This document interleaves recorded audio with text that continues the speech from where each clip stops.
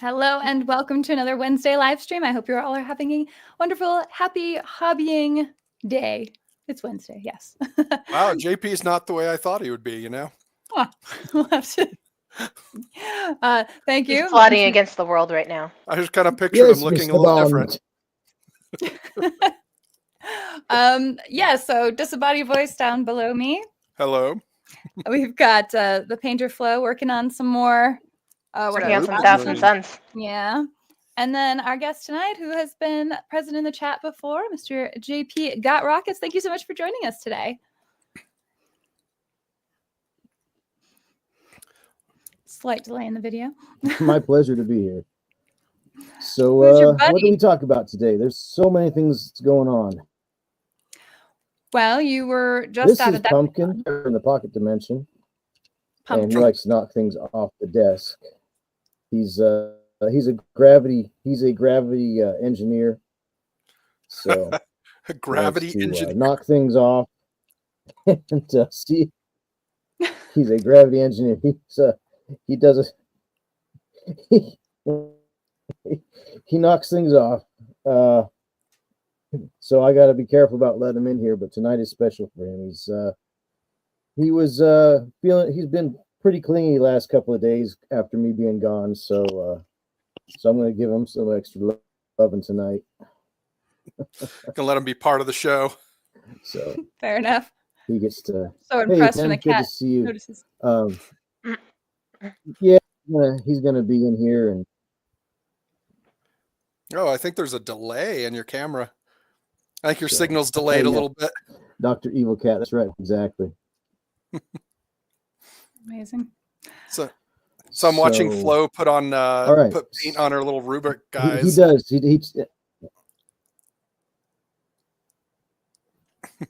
I was kind of wondering what paints are those that you're actually using there? Because right now I'm using a contrast paint earlier. Mm. Oh, okay. It is a GW paint. Here, let me focus her a second. So, it's like a blue. It's the Achillean green. Oh, green. Okay. Well, it's blue though. It's a turquoise color. Gotcha. Your screen's just kind of dark, so everything's a little hard to. Let me see. We've got black on black. Oh, yes, there we go. Alrighty, so much better. There we go. Ah, yeah, there's the detail. They look great. Even though I hate fighting Thousand Suns. I got my butt shellacked the last time I fought them. I'm just like, mortal wounds. No, take models off the board. Oh, all my models come back. teleport. I don't know. It's awful. Luis said it best. He's from my local game store. He's like, I just trust that the other player knows what those rules are because I don't. I can't keep up with them. Too many weird rules. You're like, I assume you know how to play them. We're all cheating in some way, I'm sure, in our hearts. Anyway, JP, you got to go to Adepticon. How was that experience?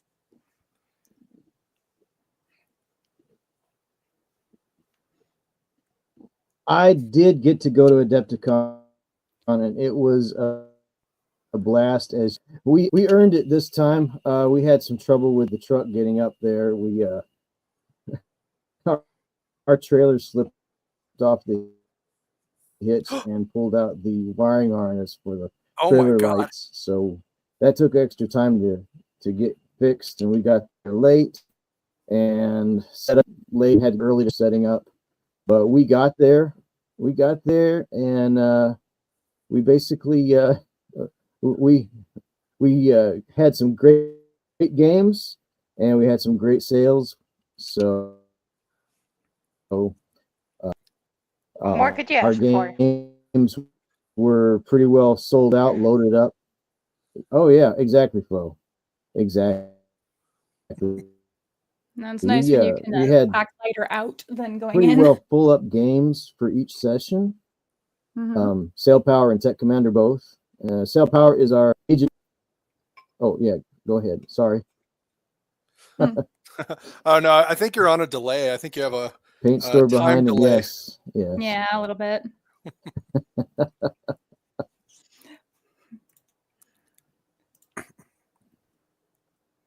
Maybe. So, as long as I'm not interrupting anyone. No, there's usually we're just interrupting you. Is what we're running into. So you ended up running. You said Sail Power, right? 15 millimeter. Okay. While you were there. Anyhow, right. Yep. We actually ran it both in our 6 millimeter and our 15 millimeter scale. 6 millimeter is the size we like to sell to people because it's smaller. You can play it on a reasonably sized, big showy ones that we use at the big shows to kind of get people, like, give them that real eye pop experience.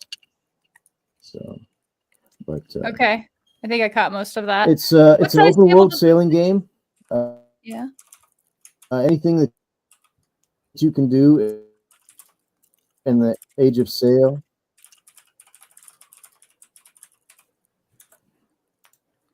So played on any size table, Okay. Yeah, it's like once you go to the smaller 6 millimeter scales, the sense of scale on the battleground is disembodied. Is a lot broader. But it got lost. Oh no! Someone was just commenting that you had a paint store behind you.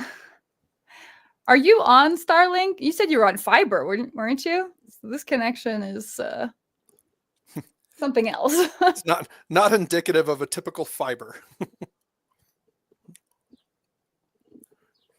There you go. Yeah, the smaller one is basically designed so that you can play on any size table at home. Okay. Got to put you down, buddy. I got to have both hands. All right. I'm going to figure out the technical difficulties here. Yeah, so Sea Dog Studios got a few of the games. Sail Power 2.0, I guess. I don't know if that's recent or not. I haven't kept up. Let me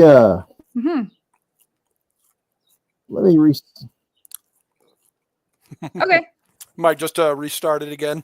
Yeah, that's fine.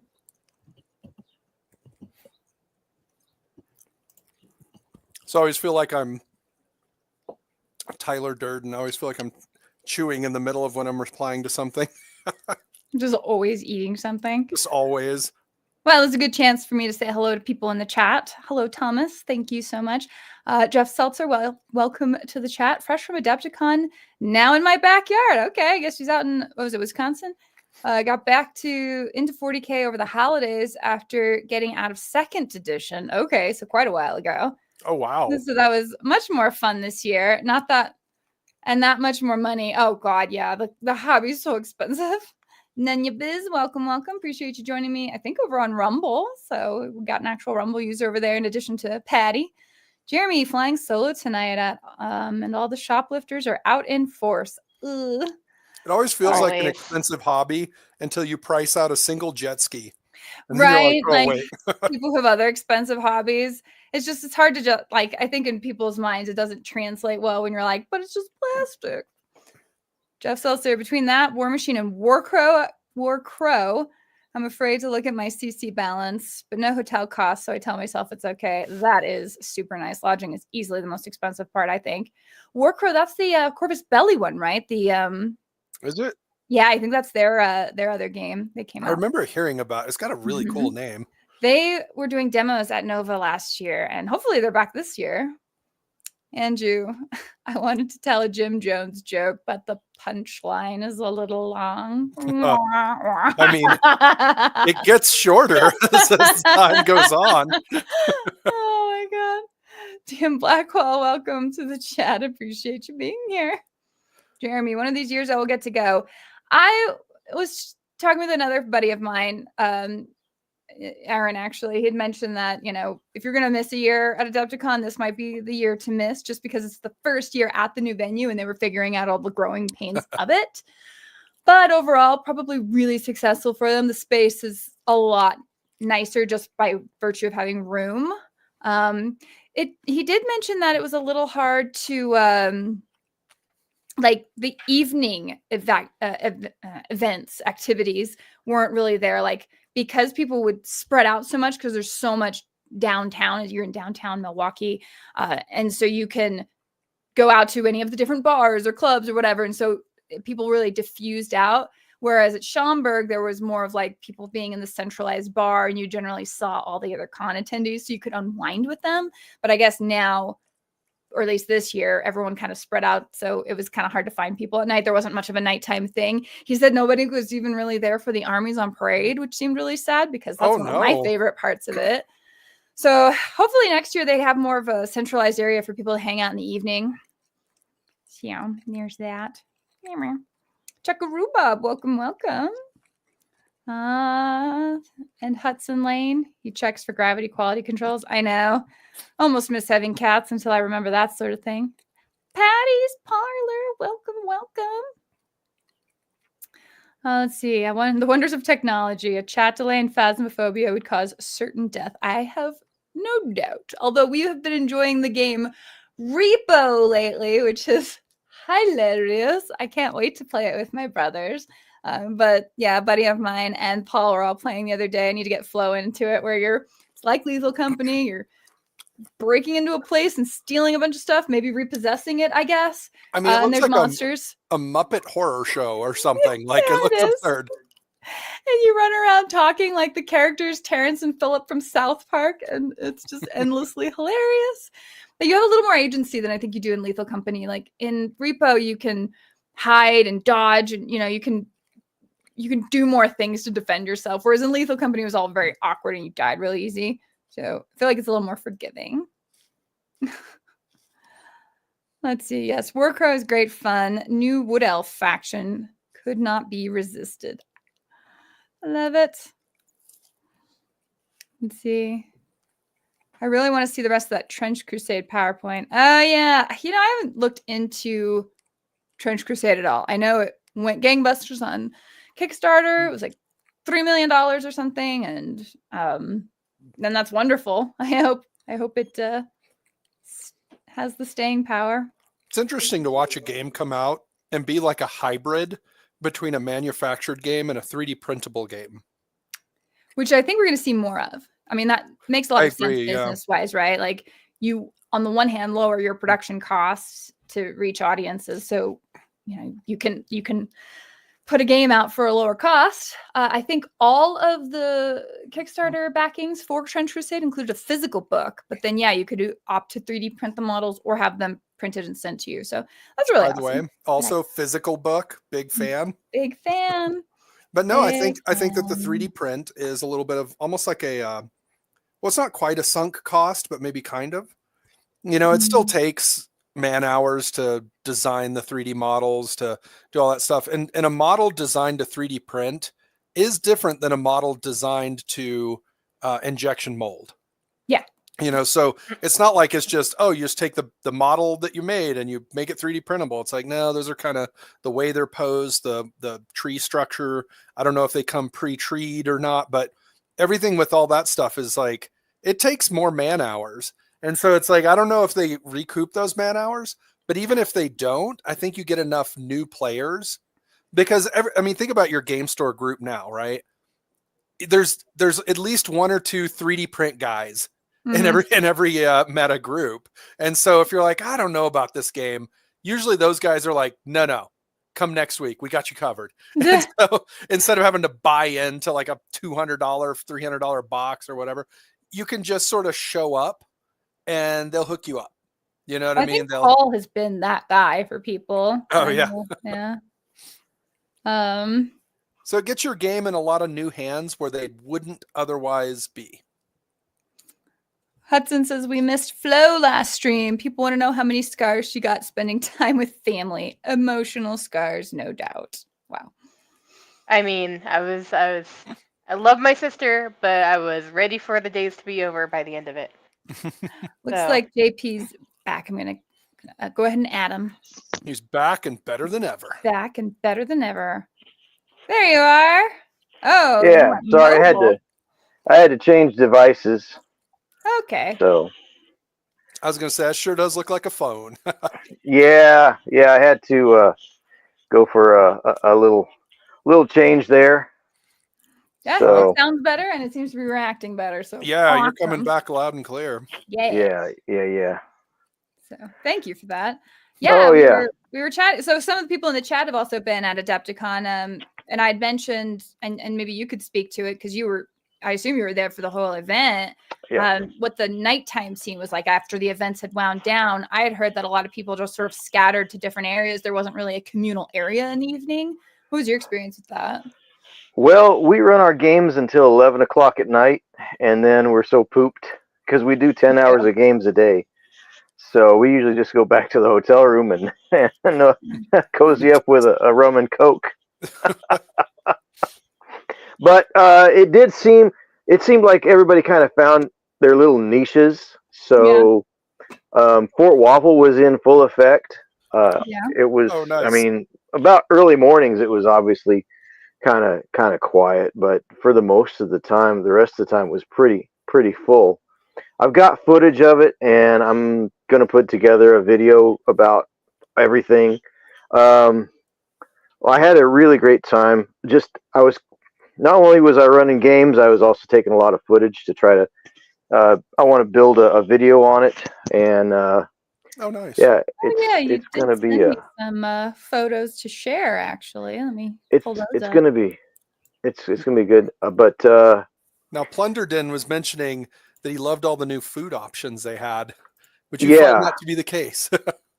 Well, again, our crew has a lot of people with special needs diets. Mm-hmm. So we just kind of make the food, for some really nice little, there was a really great little barbecue place right down in the Spring Hill Hotel. There was a lot of food I didn't get to go and explore just because our schedule is so grueling. We only have the 2 game masters.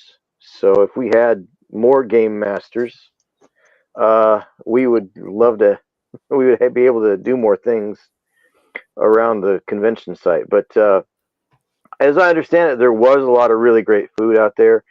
Even some of the little kiosks that came in and worked in the convention center had some good options. There was a sushi place, and there was a little barbecue. They had, get this, barbecue nachos. So, oh wow, yeah. But yeah, Jeff was right. There's a lot. So, I love it. Well, here's the first photo. I don't know what order it's gonna put them in. Yeah, I don't save them all, right? So this is it's not your game though. This looks like no. Okay, so this is the open gaming area that's run by the Houseman family. And they work closely with Adepticon each year, closely with Hank and everybody to provide terrain and tables for the open gaming. And open gaming is always going, as you know from previous Adepticons, you've seen the open gaming area. It's just loaded with people all the time. But the terrain there, the cool thing about that terrain, all those hab domes, those are actually sculpted by my Sea Dog Game Studios boss, Brian Carn. Oh, nice. So those are actually available for purchase, by the way. I think they're about $28 or $35 a dome. Plus, there's all sorts of nifty, gribbly little add-ons like the walkways in between, plus weapons and generator packs and several different actually forms of domes that have different things on them, like power units and things like that, kind of sculpted in. So where does one purchase those if they're so inclined? Well, they're not on the website yet, but if you were to drop Brian a note on the website, seadoggamestudios.com, he could probably get one out to you. Oh, cool. So, okay, nice. And give you this. So that's how new they are. Sci-fi, or it's a little hard to tell from here. I get a very Star Wars vibe. Yeah, I guess. Star Wars Infinity. Yeah. Okay. They're actually based on a piece of terrain by a gentleman from the 70s. So that was like a 15 millimeter hard cast resin piece. Oh wow. But these actually, the tops come off, so you could actually play inside of them if you wanted to. Yeah, so. okay. Oh, nice. Almost some role playing game aspects to them there. So then are those resin pours? No, those are all 3D filament printed. Oh, okay. I gotcha. Nice. Nice. Looking they good. look really good. It's nice to see the open game area. I will say though, because another friend of mine, I don't know if he'll pop in the chat or not, but he had sent me some pictures from Adepticon, and this floor looks like a freaking nightmare to drop a miniature on. I'm just saying, like you'd never. I would never find my miniature again. Sure, right. Rolling off the table. If you spill paint, you won't know though. That's true. I guess the staff's like, we can't tell. It looks normal. Yeah. Oh, okay. Here's a better. There you go. Photo by Brian. Good job, Brian. That's a much better photo. Wow. Okay. So we've got these tunnels. So it's like a cohesive. You can make a cohesive map with that. Oh yeah, those are neat. Yep. There's a walkway that you can use. Well, looks like they've got the walkway kind of stuck over that one spot there, but that walkway goes between those two pilings. Okay. Right there. So. Not gonna lie, I'm also admiring the 30K Adeptus Mechanicum. I forgot. Luton laid out the two differences, but this era of the Adeptus Mechanicus is the coolest, I think. Hudson is 100% correct. There you go. Yeah, no, that terrain is nice. Yeah. So yeah, check out Sea Dog Game Studios. Harass them on the website and tell them to put it there. So here we've got. Yes. Now this is sail power. This is in 6 millimeter scale, and the great thing about that is we have a line of ships now that actually the masts and the sails are all printed together. So all you have to do is pop them out of the box and stick them in the hull. Oh, wow. Slap some paint on them, and you're ready to go. You don't have to do a whole lot of. They're very low effort hobby because previously our ships were the hulls, but then you had to take doweling and cut doweling correctly and glue it together and like, and that was just too hobby intensive. I've been doing this for a long time, and there's ships in my collection that I have not even tried to put together because it's so daunting to put the masting together. This way, the Captain series, everything's all printed out now, and you can just slap it right together. You pop it out of the box and clean off the supports and stick the masts in the deck, and off you go. So those models are 3D printed then? Yep, and that is 6 millimeter scale, and the detail on those is incredible. Now I feel like I've seen this table every year since I started going to Adepticon. Like you guys have been there for Yeah. quite a while. I always recognize the 6 mil sea combat. Yeah. Yeah, we've been there for a while, probably since I think we started going to Adepticon in 2016, 2017. Okay. So we hadn't been for all those years before, but it was just a matter of time to get there. Yeah. Yeah. No, I So- mean it's a worthwhile convention to go to. I mean, I don't know if anyone's heard what the attendance was this year. I know it cracked 4,000 last year, so I would assume we're at least that much this year, or they were. Hank was on Dave and Jake's show last night, and I can't remember what he said, but I know that they had over 10,000 pre-registered tickets this year. Last year was like 8,500, 8,600 Holy cow. pre-registered. So, and then of course people came in, last year they came in, so they probably just had another like 1,000, 1,200 or 1,000, 1,500 people just as walk-ins. Dang. Okay, but yeah. But this year they had so they would have had over 10,000 probably this year. So yeah, Okay, 11K. yeah. Wow. With 8K badges. Dang.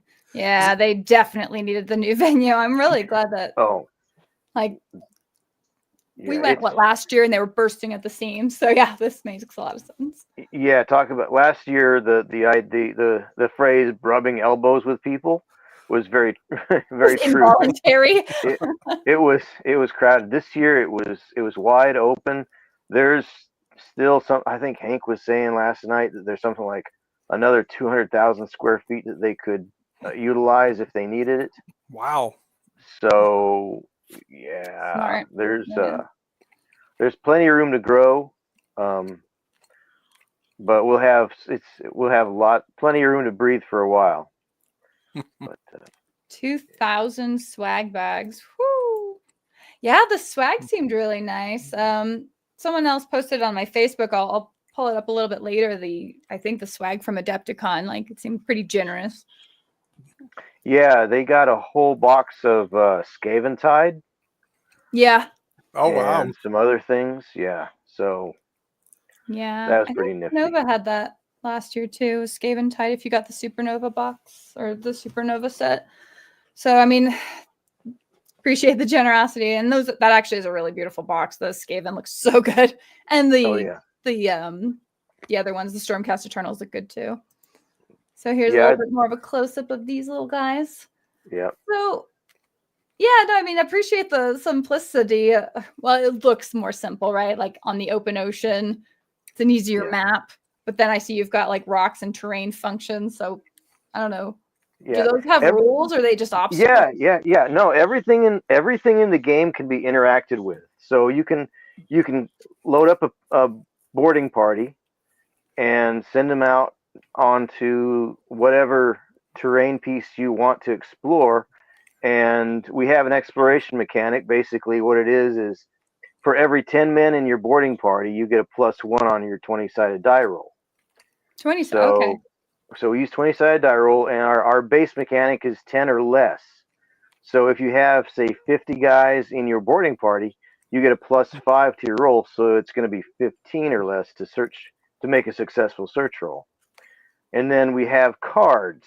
So the cards, you pull 3 cards and you look at those treasures. You always get the victory points for finding. You get finder's points for just getting the treasure.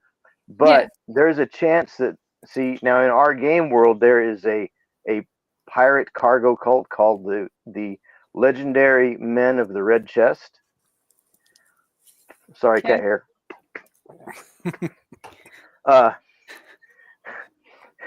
And they, if you roll a 5 or a 6, you dice for each card, each treasure. So if you get a 5 or a 6, you have to fight a D20 Men of the Red Chest to take that treasure. They sort of spawn. It's like you come Yeah. across them, you're like, oh crap. Sure, yeah. Start They've kind of been keeping an eye on you, and all of a sudden they spring the trap, and there you are, surrounded but it only happens on a 5 or a 6. So I like to think Oh. of the old Final Fantasy random encounters. yeah, Yeah. kind of like that. If you've ever played Sid Meier's Pirates, there's a lot of similarities with that game. Huh. So I don't think I ever did. No, I've so played Civilization, but I've never played Pirates. yeah. Interesting. So Brian borrowed a lot of mechanics from the old WizKids Pirates of the Coast, Pirates of the Spanish Main, Okay. the little punch out card models, that the mechanics there. See, Brian and I both used to be in the WizKids Envoy program. He was a much higher tier than I was. I was just a local guy, but he was national. So we didn't know that we knew each other back then. But so he also borrowed some mechanics from Wooden Ships and Iron Men. I don't know if you ever played that. Probably heard of it. It's fairly I've well definitely known. heard of it. Yeah. Yeah, it's an old Avalon Hill game. It's a cool name. So you do have to allocate your crew, but you don't micromanage your crew. I love it even more.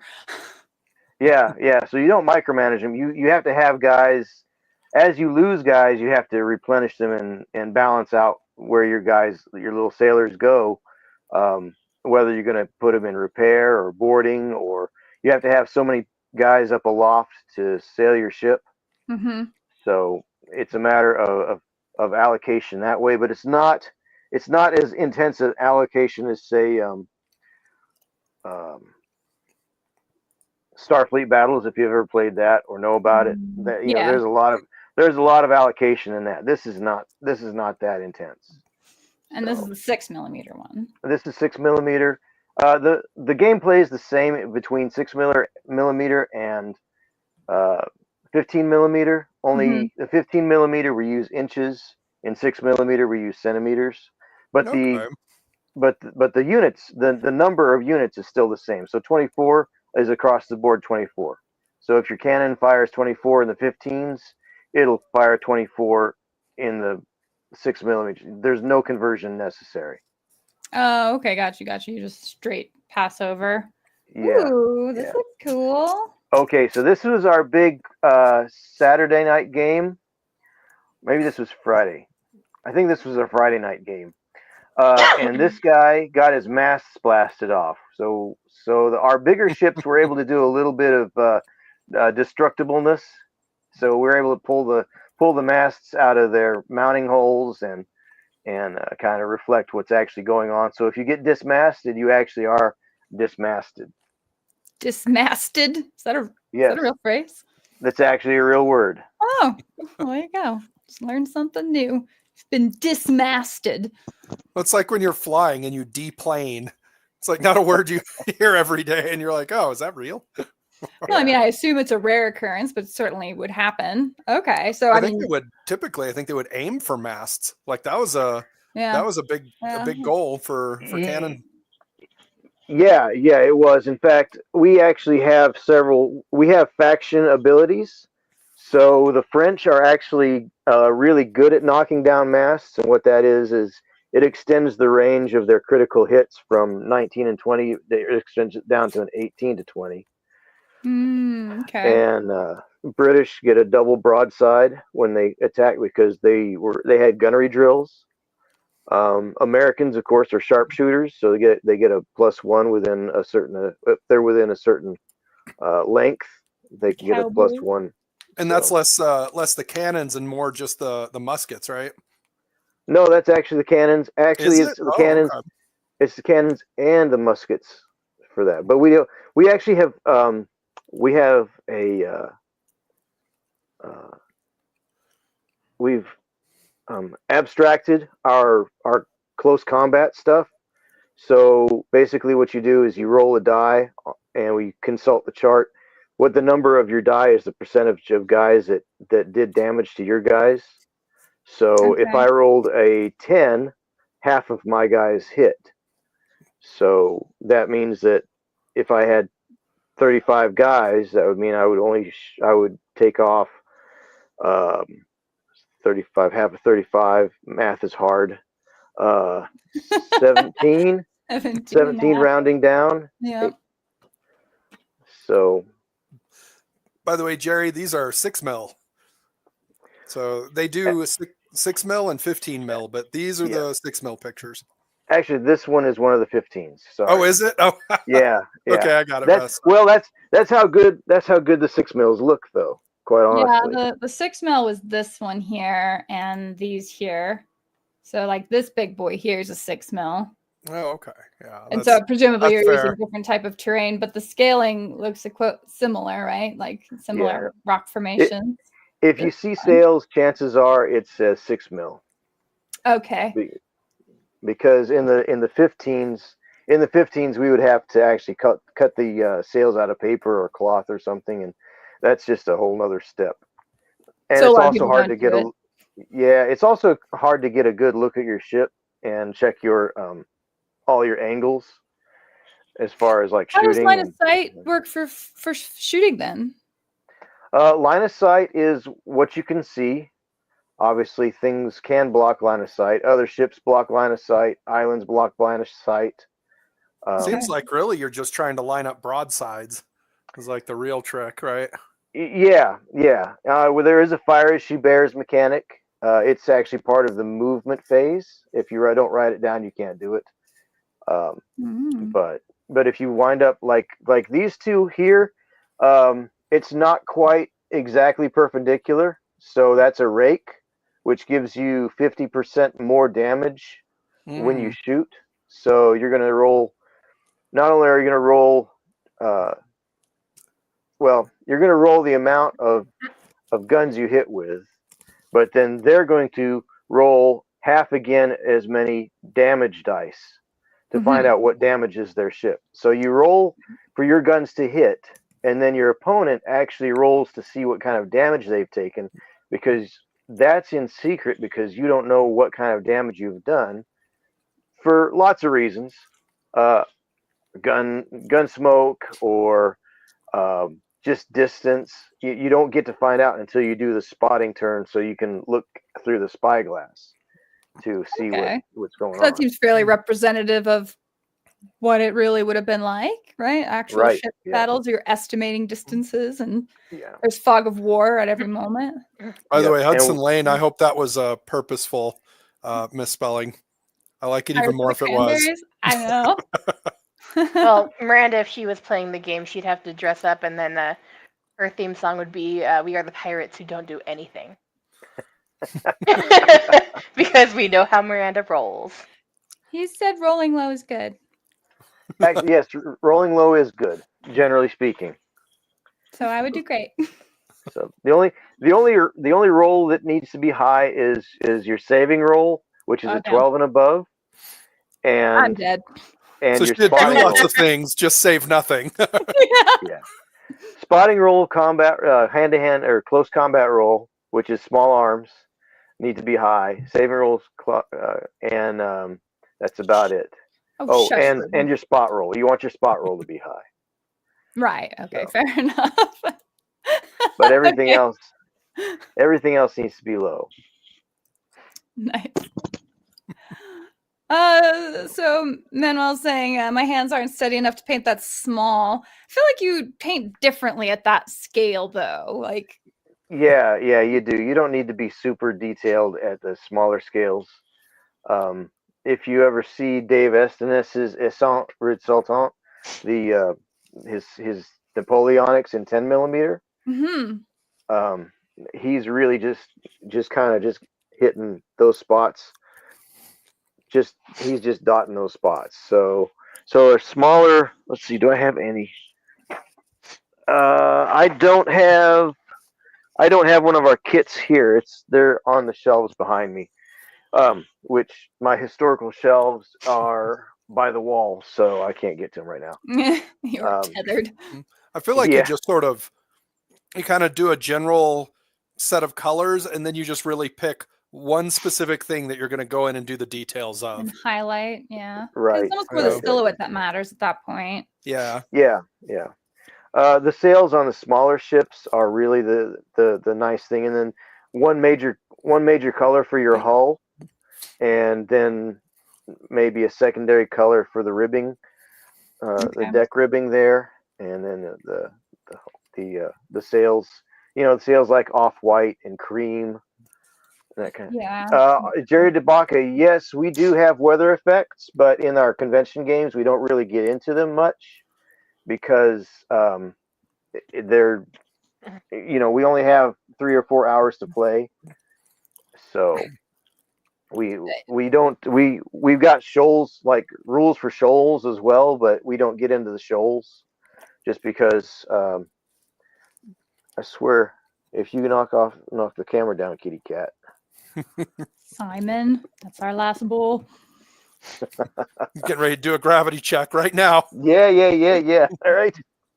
Like I said, he's a gravitational physicist. So He just He's like, likes hey, to buddy, you do experiment your a lot. job. You let me do mine. right.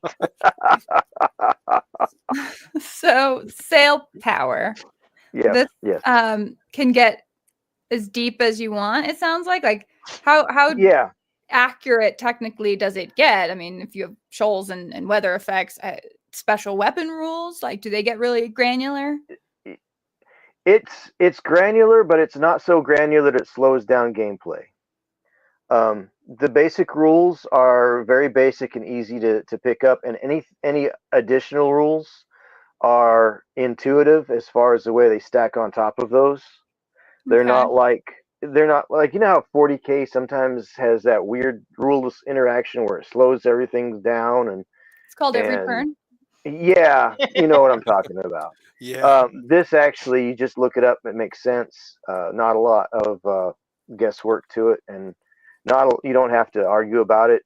Everything flows.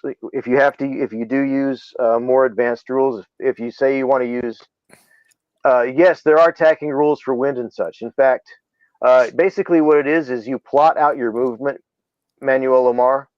You plot out your movement, and when you plot your movement, you decide where your ship is going to be interacting with the wind, and when you are with the wind, what says is you have the weather gauge. That's the fancy nautical term for it. When you have the weather gauge, you're with the wind, and you pick up speed according to the heading that you choose, and you add. Basically, you have a value, and then where that puts you interactive with that next heading, how that next heading interacts with the wind, you add or subtract the difference between those two headings. So if the little, it looks like a dial or something at the top of that image. Is that yes, an indicator of the wind direction? yep, that gives you the wind direction and the intensity. Okay. So you can see right there, you can see the wind direction, but you see it said becalmed. The intensity marker is on becalmed.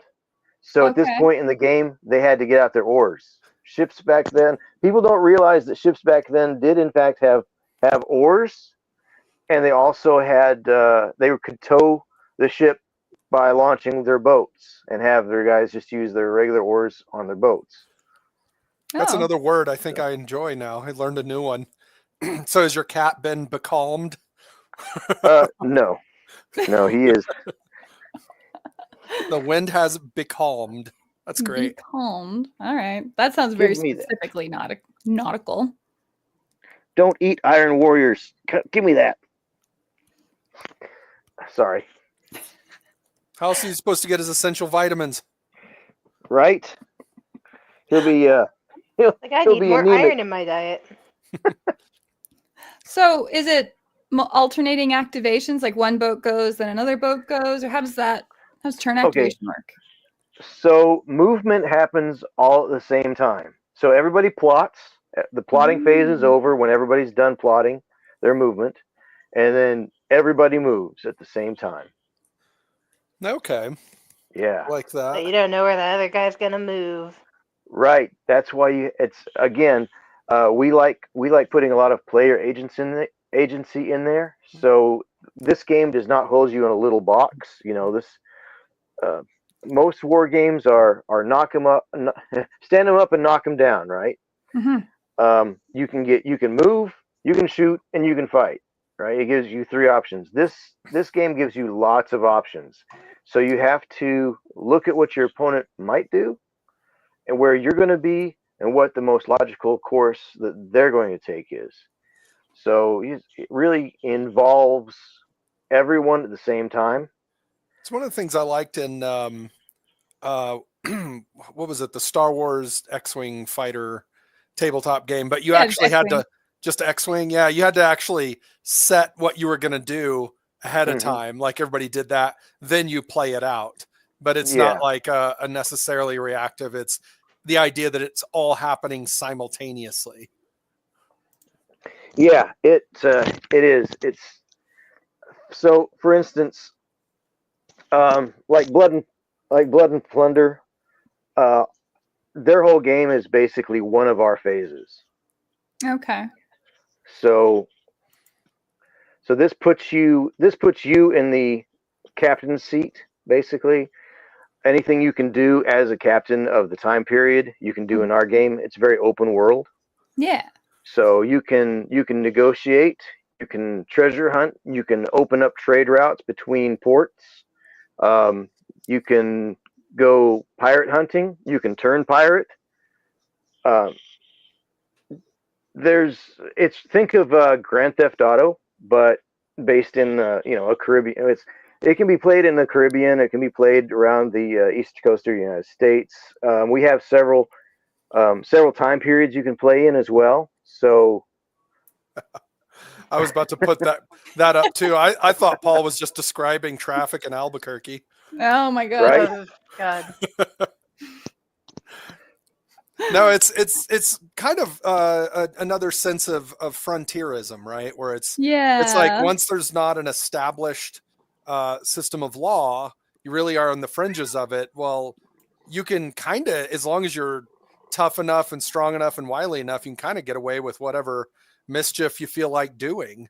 It's why then the British would have to send in ships to try to wrangle you, but who knows, and so it's like it is kind of GTA in that regard.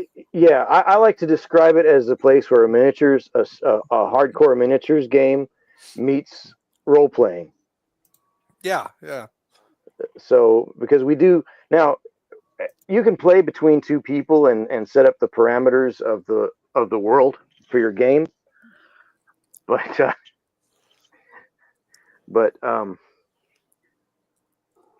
we play with game masters in our big convention games because we get 12, 13, 14. One year at Gen Con, we had a 32-foot long table. And so we probably had about 50 players, I would guess. Now, I don't remember, this was years ago, but one of the naval combat tables at Adepticon had a Sharknado, like rolling around in it. Was that you guys, or was it someone else? No, we haven't done a Sharknado. The only thing we've done fantasy-wise is one year we did have an island that had zombie monkeys on it. But we haven't done that since. There's enough going on in our game. We don't need those kinds of things. I mean, everyone needs a Sharknado. Let's be real. Well, sure. I'll have to talk to Brian and see if we can put one in next year. It was great. They had actually modeled the thing and everything. It was like, I don't even know how they did it, but they had a bunch of it was a literal tornado thing, and they had a bunch of little sharks that were glued into it. It was fantastic. Oh I wonder which system that was doing it, but it definitely stood out to me. No, that's pretty. I don't know. It might have been Blood and Plunder or somebody. It sounds like may have been something like. Yeah, we'll have to ask our Blood and Plunder expert here. How much rum was drunk during the game? None. While we don't discourage people from having a beverage of their choice, it's a complex enough game that if you're 3 sheets to the wind, you're not going to keep up. So I have seen this exact image on a YouTube video playing ambient music from the 80s or whatever. I want to say some of the White Bat audio that we use. I think he has that animation on some of his videos too. That very 80s, super early CG with 80s colors looking, and you could just make a little grid or something render out. These paint jobs there you go. are incredible. Yeah, those look those cool. were at the Huge Miniatures booth, and I like to give a shout out to Huge Miniatures because they are a fellow Ohio company. Ah, So they're up Akron, but they have a whole range of fluorescent paints, and I'm not sure who painted these, but whoever it did looks it did amazing. just an amazing job. Oh yeah, like that So, green just feels like it's directly out of a comic book, you know. Yeah. yeah. So that Very- cell shading is really neat what they It's did like if there. you zoom in real close, you actually see the little dot matrix they use, for the printing. Really is only printed with 4 colors. Okay, I actually didn't know where that No, image was originally from. did somebody Hey, just I recognize that guy. really See, it's hard to outrun? Oh, recognize okay. you, JP, without the fez. I Right, know. right. So here's our 15 mil game, Yep, right? yep. So that was Saturday night's game. Saturday night's game was full up. I think we had 12 or 14 players. Oh wow. Oh my So, God, living in that little building there just sounds like a nightmare to me. But over here, you should have put a Yeah. lighthouse on it and then just had two like that horrible black and white movie playing. yeah, right. So, so that we counted that as a seaport, and it's a neutral port. So, but we have a recurring character in our games known as Van Zant the Dutchman, and there's always a Van Zant. So we play in 3 different time periods, which is Golden Age of Piracy, which is like 1698 to 1720. Mm. Then you have the Age of Revolutions, which follows that from 1740 to 1800, and then the Napoleonic era, which is more 1800 to 1815. So Okay. Trying to remember where it was in early American history that we decided to stamp out piracy. And I want to say that was a part of the Napoleonic era. yeah, Well, maybe not. right in that era. Yeah. In I the don't know. There's early a Fat 1800s. Electrician video about it. It's amazing. Yeah, 1800s. Don't touch our boats. Yeah, the don't touch our boats. Yeah, that's right. And we had In the fact- friendship treaty with Jamaica, I think, at that point. Yeah, in fact, the little boats, the 6mm boats you saw with the triangular sails, those were Zebecs.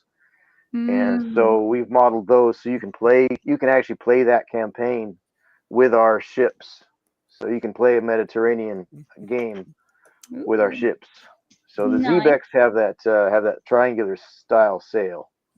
But So you said you had a Van Sant in Yeah. every era. yeah, there's a Van Sant in every era. And So that's he's the is long descendant Gus Van Sant would yeah. be destined to direct my own private Idaho Yeah, with Keanu He's, Reeves.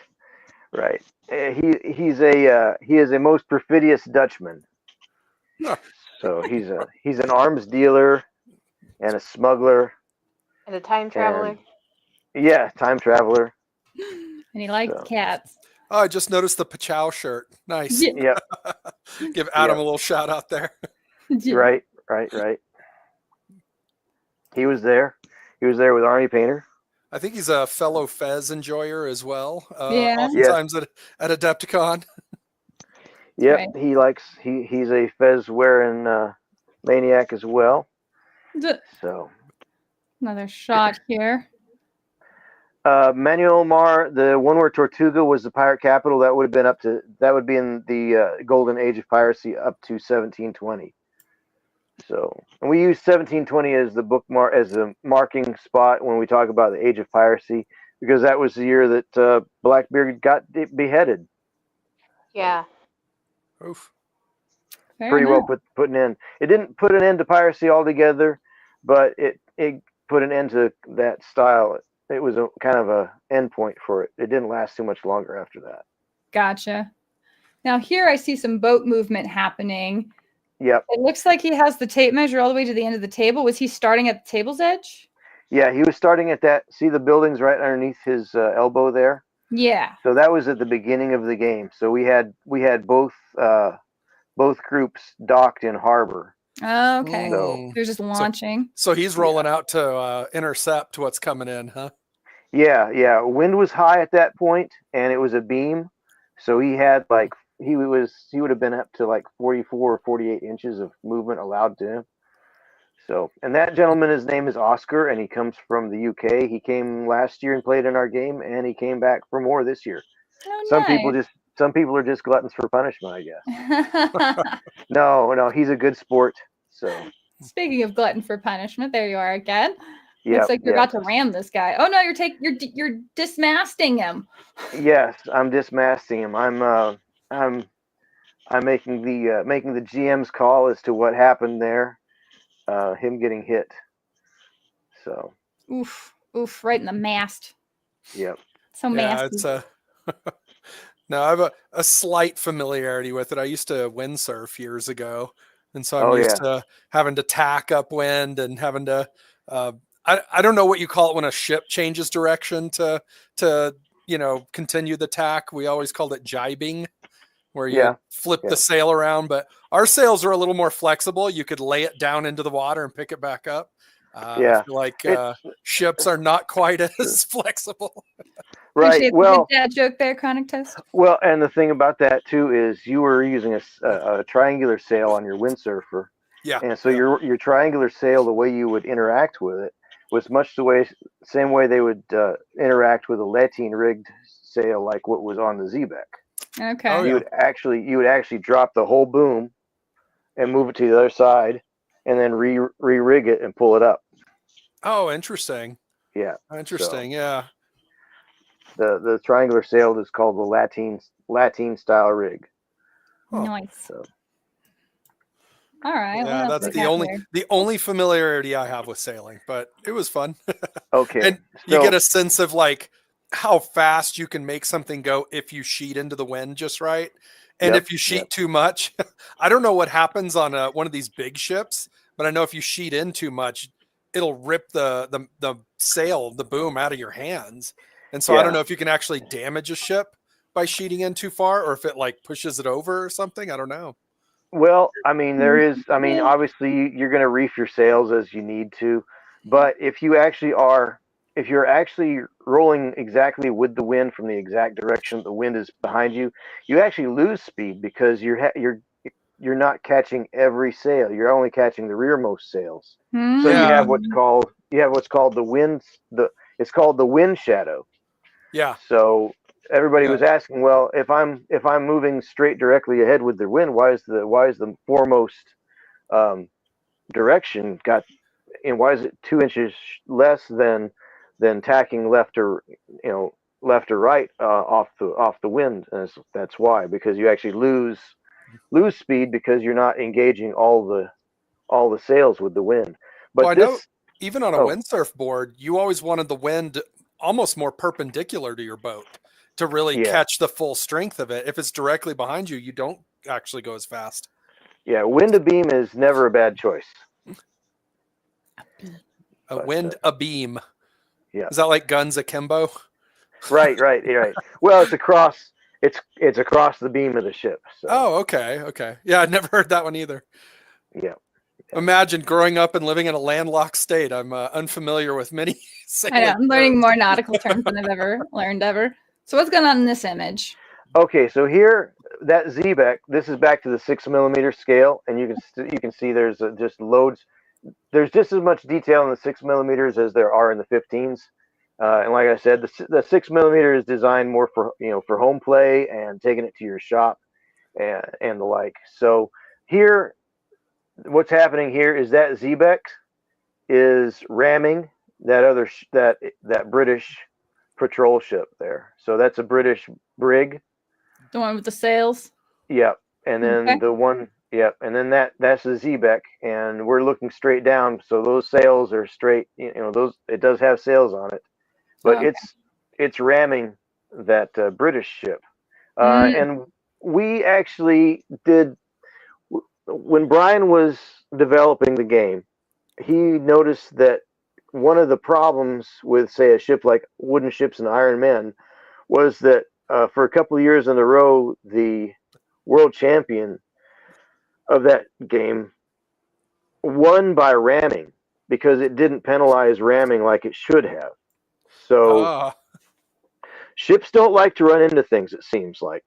However, the Mediterranean pirates in their Zebeks, they actually would reinforce their prow because that's how they built ships, and part of their war doctrine was ramming, and it had been that way ever since Greek times with the triremes and the biremes and the like. Oh, look at that. Chronic Toast just threw up the triremes. Yeah. Yep. So they would often have a big bronze or copper ram right on the front of them, and it would extend down into the water underneath. So when they were doing the more trim, naval technology changes over the years. So obviously a Xebec is going to be a much more trim and faster ship than a trireme, but they still maintain that same doctrine of a reinforced prow.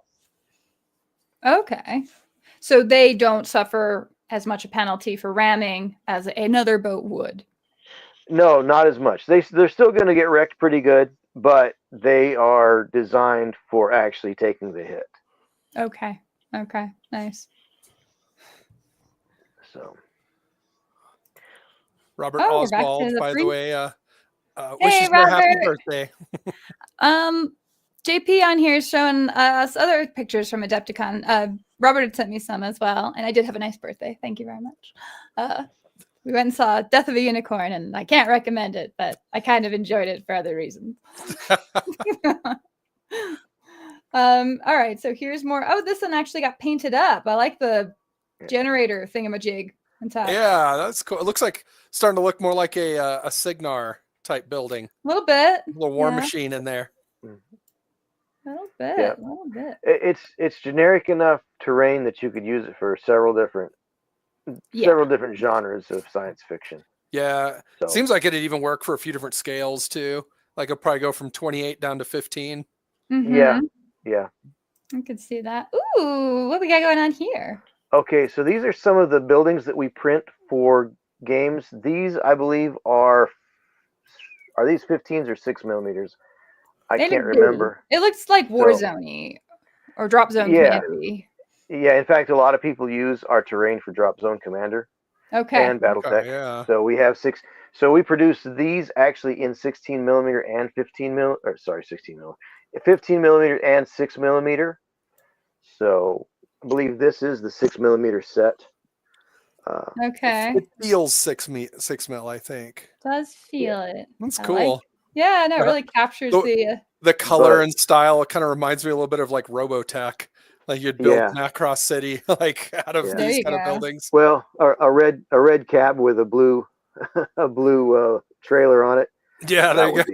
That reminds me of Optimus Prime. Wait a minute. Is this luggage inspection? Yeah. He heard that they were giving out Skaven, and he wanted to make sure that I didn't bring any home. So no rats in my house. So that's a little. Or he was hoping you'd bring some.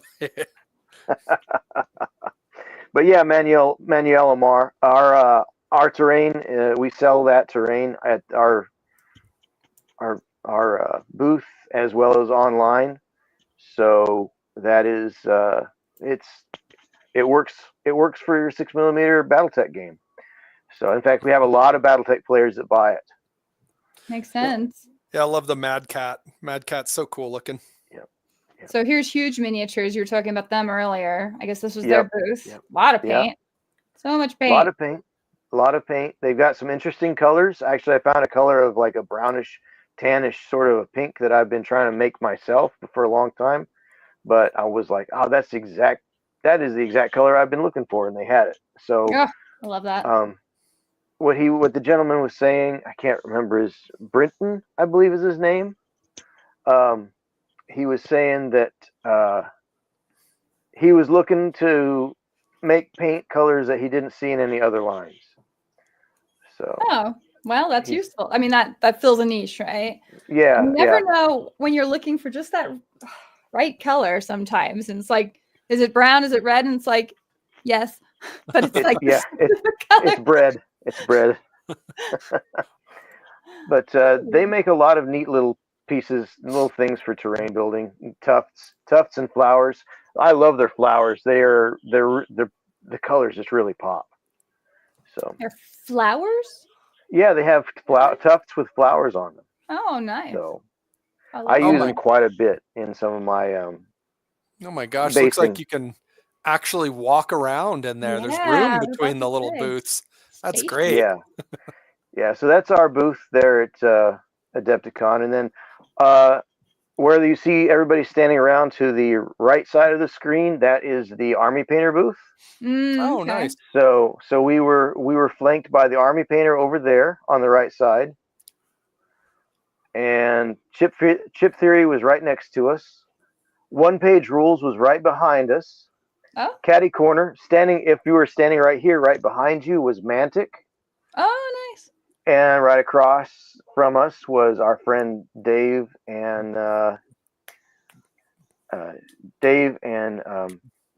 Matt at Mini-wargaming. Oh, yeah. Nice. So Dave Norquist Oh, were they was both there. there? Yeah. Dave Nice. and Matt were both there, and running to get demos of their Ravage Star game. Mm-hmm. And then just past them was Lil John and the Warlord crew. Hey, I love John. So. Because they have their Auction Panzer. What? Conflict 47. They were pushing Conflict 47 there. Okay, because they have their new tank game.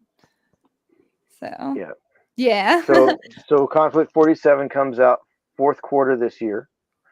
I guess new edition of it. Yeah. Okay. Yeah. Oh, nice. So they've got that now. They bought it up from the gentleman that designed it. So now they have complete ownership of it. And they had a really neat looking demo board set up. It had lights, little flashy lights, and sound, and it had smoke pouring out of it and everything. So it was pretty cool. Oh, I didn't know there was an issue with the Conflict 47 rights. Okay, well, I'm glad they sorted that out. I like Warlord. They help support Valhalla, actually. They provide prize support, and Chronic Toast runs him and his friends run an amazing campaign at Valhalla for bolt action, usually. So it's pretty awesome. So good. I'm glad. Did you get to play any of the demos and do any of the fun stuff while you were there? I know you were working, but I was in between games. I was running around taking footage and talking to people, and bothering all the important guests like Peachy and Louise and Adam, and just being a nuisance. Thing. Yeah, I talked to that's usually the most fun part. Yeah, Andy Hobday and Paul Hicks about their new game. Talked to them a little bit. So got to visit with Jeremy at Black Magic Craft. So nice. He's cool. Does Reaper have booths at Adepticon? Yes, Reaper does have a booth. In fact, they sponsored the Paint and Take as well. That makes a lot of sense. Yeah. So, and then I got to meet Thomas Grable there. So I didn't know if I had mentioned that before. No, I'm glad you guys got to meet up. And Dexter there, the Plunder Den, got to meet him. In fact, Dexter was playing games of Blood and Bayonets, I think is what it's called, and Blood and Plunder in the room just behind us where we were. So nice. We had all the sailing ships up on the fourth floor. The fourth floor also housed the ballroom where they would have the Games Workshop release thing, and it had they had the Steamforged Games gave their War Machine pitch up there on Saturday night, and I can't remember who else was. I think Atomic Mass probably did a presentation up there. Okay, gotcha. So. Nice. Okay, yeah, I'm glad to hear Steamforged was there. I guess they only had War Machine, was my understanding. Like they were just solely pushing that at Adepticon. Yeah. They were pushing that pretty much there. Of course, they had their painting competition for it. And hey, nice. They're thanks, like, Thomas. hey, miniatures. So, that was really cool seeing all the nice work. I believe Thomas had a piece in their competition too.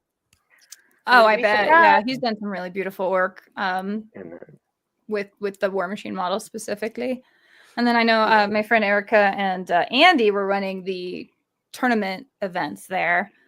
So one of the big things that I always look forward to whenever I go to Adepticon is seeing the big, massive Space Hulk game that they always set up. Last time we were there, they did it with the 3D printed terrain. So it was this really cool, huge spaceship. It was Space Hulk, actually. But it is really neat.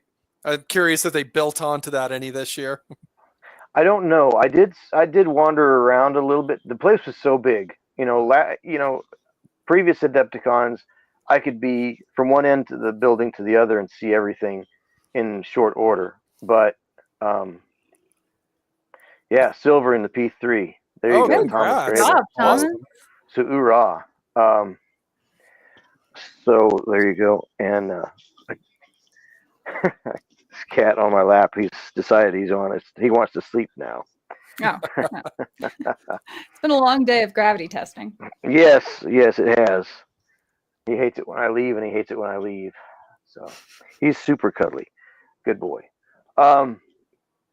So I don't remember where I was, but I was just saying, yeah. So it's so much bigger now that you are not going to be able to get around to see everything that you want to see, and things are kind of tucked away in funny little places, like all the little boutique games. Like I call them boutique games. They're miniatures agnostic, kind of studios. Yeah, the smaller studios, the little zine games, the ones that are supported like by Blaster and the like 1490 Doom and Trench Crusade, and there's another, what's it, not Mork Borg, but yeah, the one, Horde Wars? Was it Horde Wars? Might have been. I'm not Blackwall sure. Games? No, that's a role-playing game, I think. You're right, that is. Okay. Yeah. So anyway, there was like a little hall. You walk down the hall and it's kind of tucked around back, and so you'd see like all those small studio games, independents, and those really take off. I'm never figured out how those get so popular overnight. It's like all of a sudden they just kind of pop up like mushrooms, and there they are, and everybody seems to be playing. So, but 1490 Doom looks kind of neat because you only need 3 figures to play, and there's a lot of verticality in it. So not only are you playing across the board, but you're playing up the board, above the board. Interesting. Oh, that is interesting. I keep kicking around an idea of coming up with a tabletop game that you don't play on the tabletop, that you play on the wall instead. And so that way you can hang something on the wall and it's not in the way. But something akin to almost like Necromunda, right? Except for you just play it vertically. I swear there's an answer in there somewhere. Just not sure what it is yet. Next $1 million Kickstarter. Yeah.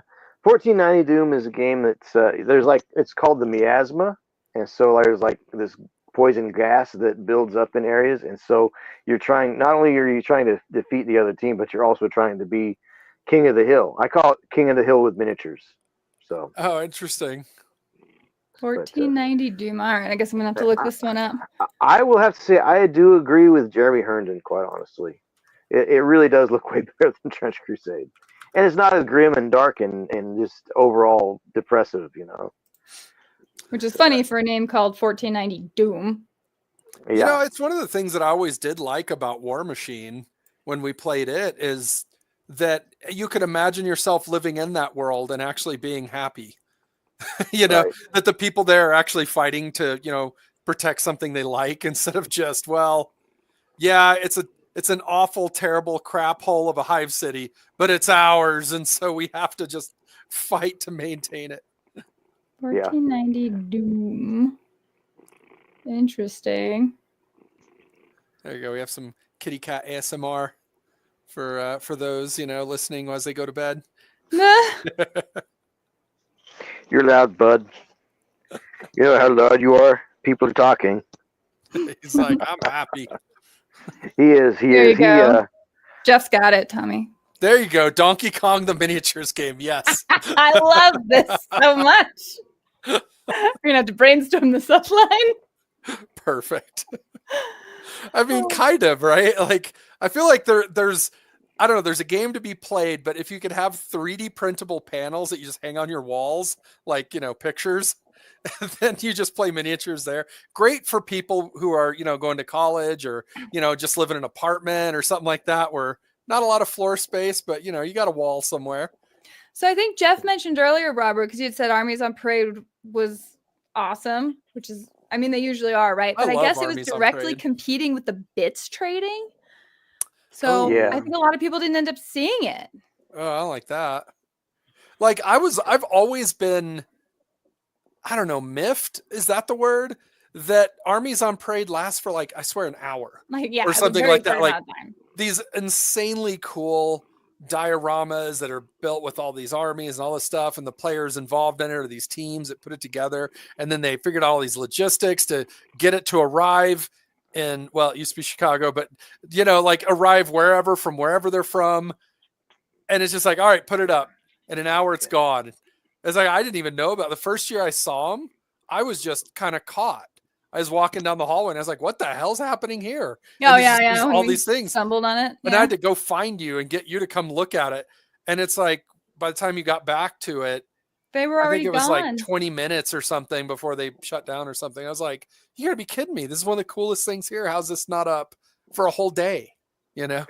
It's, the funny thing is, so my boss at Sea Dog, Brian Carnes, the guy that wrote the rules, and like he always enjoys seeing the Armies on Parade, but they've got the Armies on Parade plus they have the vendor networking event that goes on at the same time. So he wasn't able to see it this year either. So, and we were running games, so it would be nice if it would run, like from 7 to midnight or something, True, but I guess because it's the team tournaments that do it.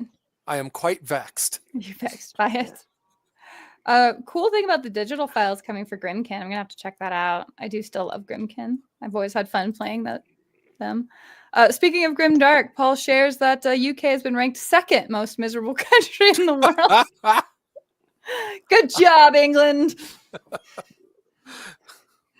And they're right by Denmark, the happiest. Maybe that's part of it. You're just comparing all the time. Oh, God. That's what they think until we take Greenland from them. Oh, God. Yeah, right. Recently adopted a pair of 7-month-old sibling cats. So a vertical wall-mounted game now suddenly really appeals to me. There's a whole market for it. I know there is. For you cat people out there. It's going to work. It's going to work out great. I'll figure it out. You just wait. The first time I was able to see all the armies on parade, it's always so crazy. It's always too crazy. So I was happy to be able to film them and check them out. Yeah, that's nice. Seattle. Oh, wow, maybe. I don't know who's number one. All right. Well, let's take a moment to share some of the pictures shared on the Facebook page. In fact, Dexter is starting this off with some amazing pieces, as always. I have such talented people in my chat. Dexter won big here. If you hadn't heard, he got a big commission. Oh, this is it. Oh, so he got a big commission from. This looks incredible. So Trey Parker actually commissioned him to build a lot of this stuff for a game. Really? Yeah. Oh, that's great. Yeah. So, dude, it's gorgeous. I mean, pretty proud of old Dexter for that. That's cool. I love the little cobblestones. I like how he has them sort of surrounded in a little edging. Yeah.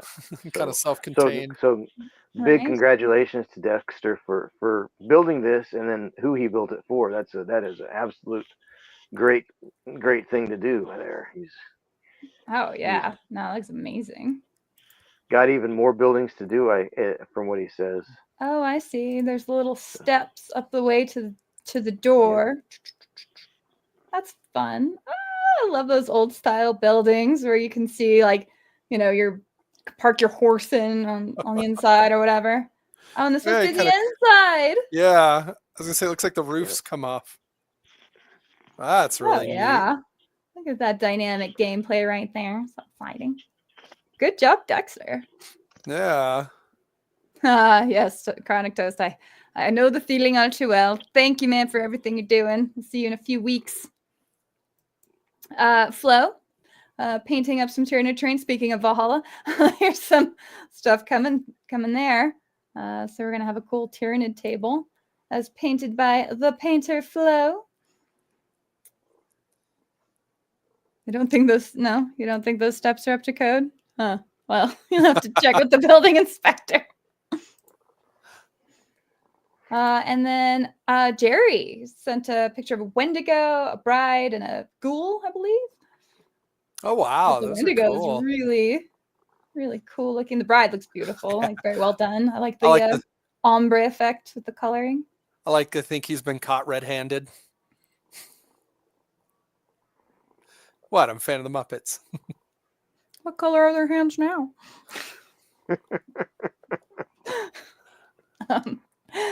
But that looks really good. Thank you, Jerry, for sharing. Thank you. Although somehow his Dexter and expression Flo. looks like he doesn't care for my joke.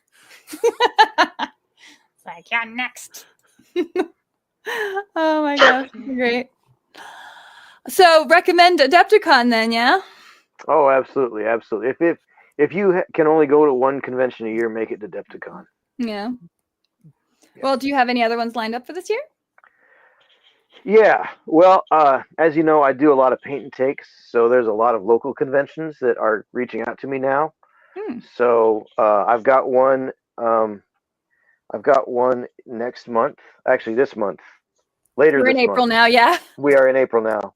So I've got one later this month. Then I've got one in May, and then Origins. I go to Origins with Sea Dog Game Studios in June. Okay. July is free-ish. There's a local convention that I want to go to. I'm going to just go as an attendee. I'm not working. I got to have one convention where I don't work, you know. So just go. So I'll go to that one. A basic civilian. Yeah. And then August is Gen Con, so I'll be going to Gen Con with Sea Dog again. Running games, trying to sell toys, you know. As you do. As you do, right? Hopefully give people a good time where they say, hey, I want the take home version of this game. So send them down to the booth and take the fun home with them. And then September, we're working on a local convention that is going to be based on a charity for the American Cancer Society. So I'll be running probably a paint and take and a painting competition there. So we're going to try to reach out and start getting people hyped up for an actual submit your piece painting competition. I'm talking to a couple of people about best ways to go about that. Let's see, September, October. I usually have a function, a small convention with Lonely Hero Games sponsors a gaming getaway that last year the year before last it went off really well. Last year it kind of ran up against Bridge Day over in West Virginia. Mm-hmm. So that area it just didn't have good turnout that weekend last year. So I don't know if they're going to be running that again. But in November, first weekend of November, the local college here has a game development program. Okay. And they have a 2-day game development conference. So I do a paint and take there as well. So everything. Oh, wow. So I'm booked up every month, every month from here to November. Staying busy. Well, paint and take seems like a really good community building exercise. Yeah. Do you get the miniatures from Sea Dog or from somewhere else for those? I usually 1 year I did reach out 1 year and I got Reaper to send me some. I do pocket quite a bit, or out of pocket quite a bit to run them. But so a couple of years ago, year before last year. Yeah. Last year, Cat from Army Painter sent me a whole bunch of paints. Oh, nice. So we're still using those, and they were just the little half bottles, little pony bottles in the Game Master series of stuff. Yeah. So they probably had quite a few of those, because that product came out as they were transitioning to the Fanatic line. Mm-hmm. So they probably were trying to get rid of quite a few of those, which is just fine. But they've lasted for what, a year and a half, almost 2 years now. Nice. So, so they're still going good. Plus, I've got a lot of Reaper paints in my paint and take box, and I got some Monument, but I didn't ask a lot of Monument because I always feel awkward asking for things from these outfits because I don't know what Martins are like. I mean, I Sure. don't want to come across as that guy that just says, "Hey, I do this thing, and hey, can you send me some stuff? Send me some free stuff." But I do try to direct my participants to the manufacturer's site so they can order things. Okay. Yeah, that seems So reasonable. always, That's so all I I've write asked down for. the website on the tablecloths that I use. I say if you want more stuff, these are the places. So Oh, okay. and what I will do is if they show me that they follow those places on their socials, like they sign up for the Instagram feeds from Mhm. like Monument and Reaper and Army Painter, Ralph Partha. Ralph Partha floats me some miniatures too. So, Nice, but nice. I know I know Jacob at Ralph Partha personally, so I don't Well, he's feel up there I in don't. Ohio, isn't he? Yeah, he's Yeah. a couple hours away from me, but Okay. That's nice. Ohio is so he centrally located. Like, it's terribly convenient. yeah, and we've got a great gamer culture here in Yeah, you Ohio, do. even down here in the southeastern Appalachian side of things. Mm-hmm. We've right where I live is the corridor between Portsmouth and um, Huntington, West Virginia. So we actually have about 400,000 people in total between Ashland, Kentucky, and everything along the river. Yeah. So No, it's so well located. We know some filming that happens out that way, and it seems so convenient. Supposed to be in New Mexico in the middle of nowhere. I did have one last picture I forgot to share from my Facebook from Thomas sharing the swag. So that is what you got. yep, there's the By the swag War bag. Machine, a Bowden no, what the heck is that? Apostle of the Apostle Witch. of the Witch. Okay, interesting. He Star picks Wars up every stitch. Shatterpoint, BattleTech, Star Wars Legion, some dungeon tiles from Smuggler's Den, or the Smuggler's Den from Tenfold Dungeon. There's your Skaven type box. All the rats. Yep. Which didn't come home with you apparently because the cat. Yeah. He looked disappointed. He's looking in your bags like it's not in there. Well, I get an exhibitor's badge, so I don't need to buy the VIG bag. Right. So. Oh wow! So what are those pins? Is that a pin? I don't know. A lot of miniatures. So much stuff you come back with. Oh my goodness. And is that bolt action on the right? What is that? Yeah, that is. It looks like it, doesn't it? Oh, cool. And then whatever that is. Love it. All right, now I've gone through all those pictures. Good. Okay, just wanted to make sure I did that. JP, thank you so much for joining us tonight. I appreciate you sharing the Adepticon experience and explaining some of Sail Power to me because I see it at the conventions and I walk past it and I'm like, that looks really cool, but I've never tried it. So it really is. It's worth a try. It really is. We have such a good time, and then, of course, our other game is Tech Commander, and we can do things in Tech Commander. We do what BattleTech don't. That's like what you fill in. It's like you get BattleTech fix, and then you get the fix of the other stuff here. Yeah, that's the other guys. Nice. Yeah. Nice. Yeah. So, but again, Tech Commander kind of leans into that whole world building, open world sort of a thing. What other mecha based game do you have that you can actually hop your pilot out of his ride to do something? So, oh, interesting. Are there RPG elements to it? To an extent, not quite as deeply as Sail Power, but there is that element of, hey, there's that thing on the battlefield, you need to grab it. Do I have any infantry in my squad, in my group? No, I don't have. Oh, well, all I got right now is a pilot, so pilot hops out and gets it. But we play a deathmatch style game at the conventions generally because it's quick, it's dirty, it teaches people the mechanics really quickly. Yeah. But we do have a skirmish style game which really does lean in heavily to tactical movement. So, okay. but things die fast. Things die real fast. Not as fast in the skirmish game as they do in deathmatch. But even if you get killed, even if your ride gets killed, don't worry about it because you still get to finish your action. So Nice. so nobody's out from playing in the deathmatch. So, but Yay. it's the fastest game you've never heard of. You have to keep your head on a swivel. So that's our other game. Next But- time I see it, I'm gonna have to give it a go. That Yeah, one and Blood definitely. and Plunder just make me a pirate now. I'm gonna get my little bandana. That's what they wore, right? Yep. Well, we'd love to have you play with us sometime. So Yeah, for Well, sure. you too good to wear a tricorn hat, huh? I am definitely not too good to wear a tricorn hat. In fact, I'm pretty sure we have one in our prop set somewhere. I think we have 2 of them. Excellent. Do that. All right. Well, thank you again, JP. I appreciate you joining us. You are We'll be welcome. back Thank in you for 2 having me. weeks. Hopefully I won't have lost my mind. It'll be the day before we head out for Valhalla prep. So we'll see where we're at. But yeah, and I hope to see you around at the conventions if nothing else. I'm only gonna be at Nova as far as the conventions this year, but I don't know. Next year, we'll see. Whew.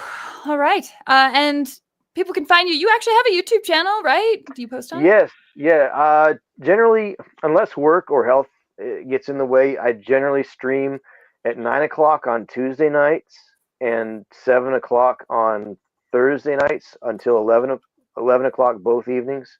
Okay. I'm available both on Twitch, YouTube, as well as Rumble. Okay.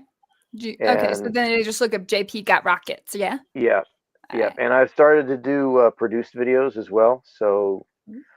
definitely, if you're not subscribed to the YouTube or whatever preferred platform you like, Mhm. go ahead and subscribe and throw a few likes on there if you want. On Twitch, if you subscribe, and subscribe is different than follow, but I don't mind follows at all. But if you do subscribe, which is basically it would be like being a member here on YouTube. Yeah. There's like it's like $5 a month or something, right? I always Yeah, forget which yeah. terminology means what. Right. Right. If you are a subscriber on Twitch, you become part of the monthly Monster Club, which I paint a monster and randomly send it out to one of the supporters. Oh, that's fun. So because cool. it's a way to say thank you. I can't paint one for everybody, but at least I can make it fair by not being partial. So That works. Okay. I So- do follow you on so- Twitch. Ah. so Twitch, YouTube, and Rumble. Awesome. Cool beans. Well, we'll be back in 2 weeks and I'll we'll go from there. Thank you again, JP. Flo, where are you at? Let's finish off with some of the stuff you were working on. All right. My dudes. Lots of dudes. So many oh my god, there's so many. They all need to die. I mean, this one is the one that was finished beforehand, though, so that's what they're eventually going to look like. Okay, nice. I love Yeah, that the silver turquoise. works really well with it. Yeah. Mhm. Very Santa Fe vibe, but they do look good. Yeah, the colors. Nice. Cool. We're going to end it here. Feel free to continue chatting in the chat. The outro lasts a few minutes, so I'll be responding to comments in there. And otherwise, we'll see you in 2 weeks. Thanks, JP.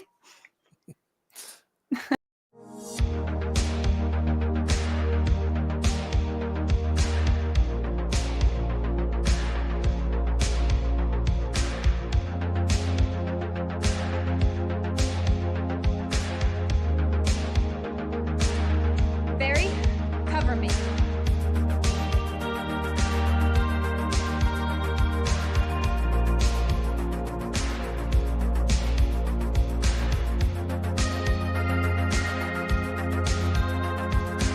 All right, guys, this is it.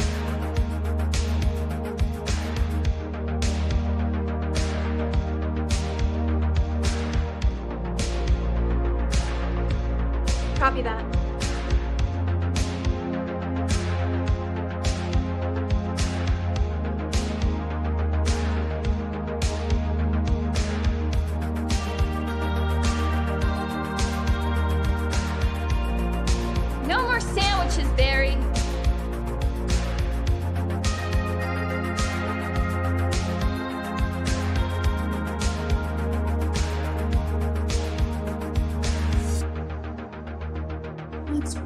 this place.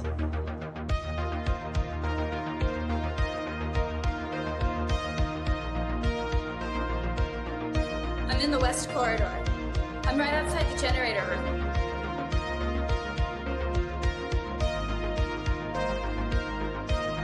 I'm out of bullets.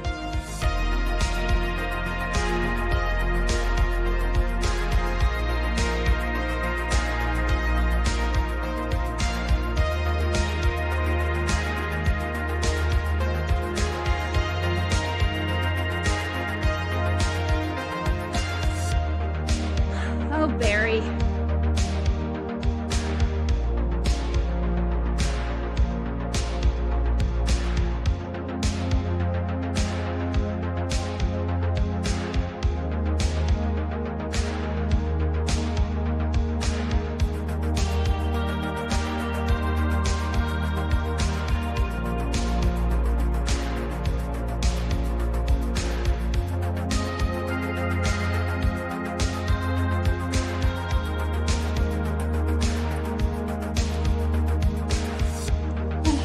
Success.